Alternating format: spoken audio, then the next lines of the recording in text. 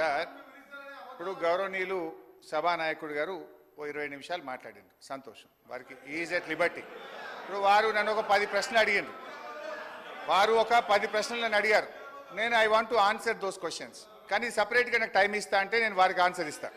ఎందుకంటే నేను బడ్జెట్ మీద మాట్లాడాలన్నా ముఖ్యమంత్రి గారు నాకు ప్రశ్నలు వేసినాడు, నేను ముఖ్యమంత్రి గారు నాకు వేసిన ప్రశ్నలకు సమాధానం చెప్పమంటారా బడ్జెట్ మీద మాట్లాడమంటారా?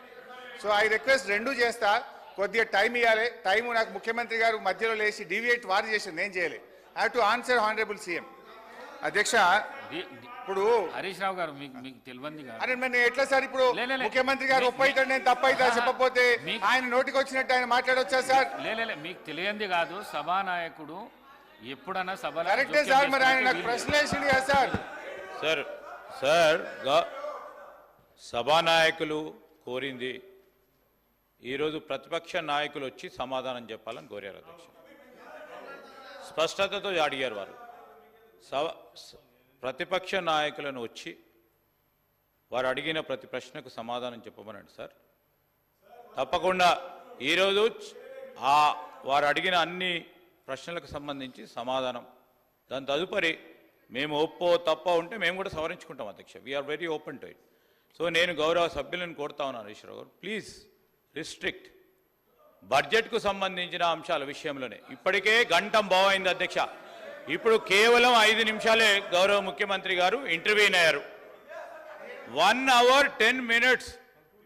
ఇప్పుడు దయచేసి గౌరవ సభ్యులను మీ ద్వారా కోరుతా ఉన్నాను, కంక్లూడ్ చేస్తే చాలామంది సభ్యులు కూడా మాట్లాడేది ఉంది, దయచేసి కంక్లూడ్ చేయమని కోరుతా ఉన్నాను అధ్యక్ష. హరీష్ రావు గారు. సార్ అధ్యక్ష, ఫస్ట్ ఆఫ్ ఆల్ ఓఆర్ఆర్ పైన ముఖ్యమంత్రి గారు తెగ నమ్మింది అన్నారు, which is not correct. It is only TOT. అది మళ్ళీ మనకే వస్తుంది, అది ప్రభుత్వ ఆస్తిగానే ఉంటుంది తప్ప అది రికార్డు వాళ్ళు రెక్టిఫై చేసుకోవాలి. నంబర్ 1. నంబర్ 2 అధ్యక్ష, వారు ఇంకో మంచి మాట అన్నారు, మనకు తాతలు తండ్రులు ఆభరణాలు ఆస్తులు ఇస్తారు అది అమ్ముకుంటారా అన్నారు. మరి మీ ఉప ముఖ్యమంత్రి గారి బడ్జెట్లో 24,000 కోట్లు భూములమ్మి ఈ బడ్జెట్కు నిధులు సమకూరుస్తా అన్నారు, దాన్ని ఏమంటారో ముందు సమాధానం చెప్పండి. నంబర్ 2. నంబర్ 3, మహబూబ్ నగర్ ఎంపీగా కేసీఆర్ గారు ఏం చేసిండ్రు అన్నారు. మీరున్న గత తెలుగుదేశం పార్టీ, మీరిప్పుడున్న కాంగ్రెస్ పార్టీ, మీరిద్దరే పాలమూరు వెనుకబాటుతనానికి కారణం.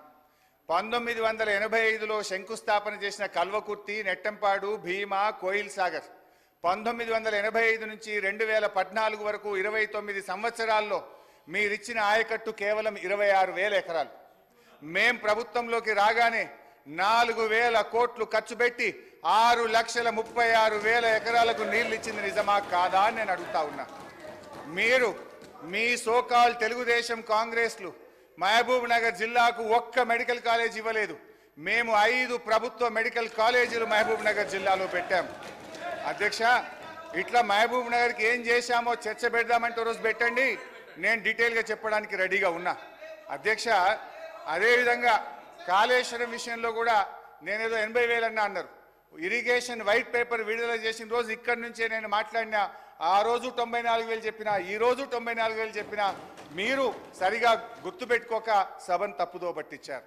ఇకపోతే ఇంకా చాలా విషయాలు అడిగారు, ఆయనకు అన్నిటికీ సమాధానం చెప్పగలుగుతా. బతుకమ్మ చీరల విషయంలో మహిళల్ని అవమానపరిచే విధంగా ముఖ్యమంత్రి గారు మాట్లాడారు. ఆయన వెంటనే క్షమాపణ చెప్పాలి, లేదా దాని సభ రికార్డ్స్ నుంచి తొలగించాలని చెప్పి నేను కోరుతా ఉన్నా. అధ్యక్ష, నేను ముఖ్యమంత్రి గారు చాలాసేపు చెప్పింది, కానీ నేను పోతే నా సబ్జెక్టు డీవియేట్ అవుతుందని నేను అందులోకి డీటెయిల్గా పోతలేను. బట్ ఎప్పుడైనా డిస్కషన్ పెట్టండి, I'm ready to answer any question. అధ్యక్ష, ఇట్లా అప్పులు ఆస్తుల గురించి మాట్లాడే క్రమంలో ఈరోజు మెడికల్ కాలేజీలు కానీ, నర్సింగ్ కాలేజీలు కానీ, మీరు కూర్చుంటున్న సచివాలయం కానీ, అప్పుడప్పుడు మీరు రివ్యూకు పోతున్నటువంటి పోలీస్ కమాండ్ కంట్రోల్ రూమ్ కానీ, అదేవిధంగా గురుకులాలు కానీ, ఇట్లా రైతు వేదికలు కానీ, ఎన్నో ప్రగతి భవన్ కానీ, ఇవాళ మా బట్టన్ ఉంటున్న ప్రగతి భవన్ కానీ, ఇట్లా ఎన్నో ఆస్తుల కల్పన కూడా చేశాం. అందువల్ల దయచేసి ఎప్పుడు ఒక ప్రభుత్వం మీద, గత ప్రభుత్వం మీద దుమ్మెత్తడం మాని మీరేం చేస్తారో చెప్పండి. అదేవిధంగా అప్పుల విషయంలో క్లారిఫై చేశాం. ఇక భవిష్యత్తులో అనవసరంగా తప్పుడు ప్రచారం, గోబల్స్ ప్రచారం మానుకోవాలని చెప్పి నేను కోరుతూ అధ్యక్ష, ఇకపోతే గ్యారంటీలు, 6 గ్యారంటీలు. ఈ 6 గ్యారంటీల విషయానికి వస్తే అధ్యక్ష, ప్రముఖ తత్వవేత్త మార్టిన్ లూథర్ కింగ్ ఒక మాట అన్నారు అధ్యక్ష, each betrayal begins with a trust. ప్రతి ద్రోహం కూడా నమ్మకంతోనే పుడుతుందని అన్నారు. ఈ కొటేషన్ ఈ ప్రభుత్వానికి సరిగ్గా సరిపోతుంది అధ్యక్ష. ఈ ప్రభుత్వం తమ మొదటి వాగ్దానానికి మొదటి అసెంబ్లీ సమావేశంలోనే తిలోదొక్కిచ్చారు అధ్యక్ష. నమ్మక ద్రోహాల పరంపరకు నాంది పలికింది. I'm sorry to say, but unfortunately this shows the original attitude of this Congress government. అభయహస్తం పేరిట మేనిఫెస్టో రూపొందించారు. అందులో 6 గ్యారంటీలను ప్రముఖంగా ప్రస్తావించారు. మేనిఫెస్టోలో ఉన్న వాగ్దానాల మీద విశ్వాసం కల్పించడం కోసం మరో వాగ్దానం చేశారు. 100 రోజుల్లో 6 గ్యారంటీలు అమలు చేస్తామని హామీకి మొదటి అసెంబ్లీ సమావేశాల్లోనే చట్టబద్ధత కల్పిస్తామని వీరి జాతీయ నాయకులు పండిట్ జవహర్లాల్ నెహ్రూ గారి మునిమనుమడు, ఇందిరాగాంధీ గారి మనుమడు, రాజీవ్ సోనియా గాంధీల సుపుత్రుడు, ఏఐసిసి మాజీ అధ్యక్షుడు, ప్రస్తుత పార్లమెంట్ ప్రతిపక్ష నాయకులు రాహుల్ గాంధీ గారి చేత భూమి ఆకాశాలు దద్దరిల్లే విధంగా ఎలక్షన్లలో ప్రచారం చేశారు.